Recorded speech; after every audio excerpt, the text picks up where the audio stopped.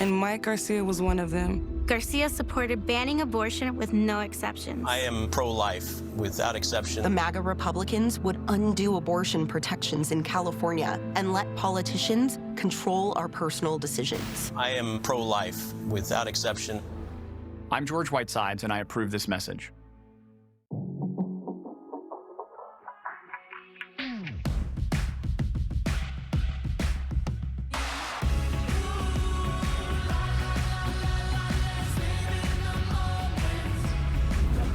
Play at Yamava Resort and Casino at San Manuel for your chance to win the ultimate Las Vegas VIP race package and a Rolex Daytona Big Red. Only at Yamava Resort and Casino, your California to Vegas connection. Details at yamava.com. Must be 21. Please gamble responsibly.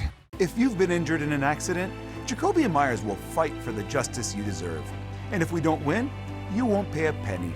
We have earned the trust of tens of thousands of clients. Jacoby and Myers, because everyone deserves justice. Right now at 3, the conflict in the Middle East is escalating as Iran launches hundreds of missiles towards Israel. That's despite severe warnings from the U.S. What could happen next? Plus, a fire flare-up. Residents in Big Bear being asked to evacuate again. We're live with the latest on the firefight. Tens of thousands of dock workers walk off the job while shipping up and down the East Coast brought to a standstill. Just how much workers are asking for and why it could cost you money if it's not resolved. The NBC4 News at 3 starts with breaking news. Good afternoon, everyone. I'm Annabelle Sedano. Let's get right to it. We begin at 3 with breaking news in Israel. Residents were ordered to take shelter as air raid sirens sounded across the country. NBC4's Conan Nolan has been following the breaking developments.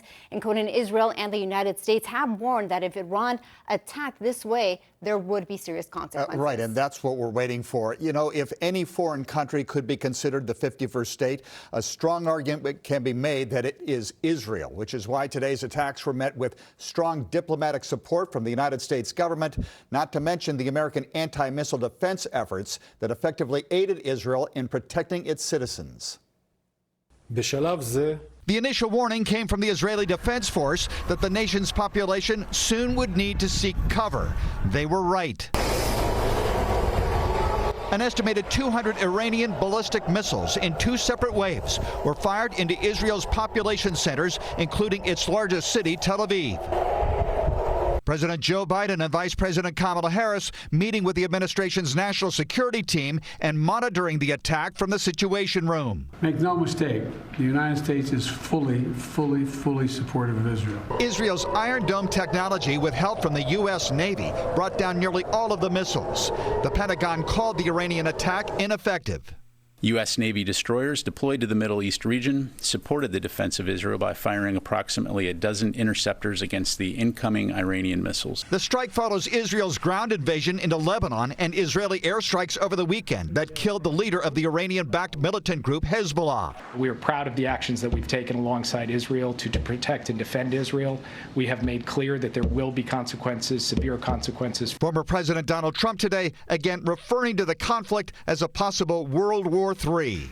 And I don't want to make predictions because the predictions always come true. We're not going to make, but they are very close to global catastrophe. We will never hesitate to take whatever action is necessary to defend U.S. forces and interests against Iran and Iran-backed terrorists. California's 2 U.S. Senate candidates weighed in. Burbank Congressman Adam Schiff said in a statement that the United States stands with Israel as it confronts yet another attack from a despotic regime bent on its destruction. Grateful to see the administration act so promptly in Israel's defense. His Republican rival Steve Garvey also expressed support for Israel, saying, "Now more than ever, we must provide Israel with the military aid and resources necessary to protect its people and secure its borders." Up next, the retaliation from the Israeli government. Not sure where that's going or when. So let's talk about some of the options that Israel has at this point. Well, one option is to go after Iranian's nuclear capability. That's been a problem for a long time in the Middle East. It's been a problem for the Israeli government. They don't want Iran to have nukes. This may give them the rationale and the justification to wipe that out. That's one of their targets. All right. We'll stay tuned for anything else that comes and develops out of this. Thank you, Conan. Meantime, more dangerous heat is hitting Southern California. Meteorologist David Bigger is here with your first alert forecast. David.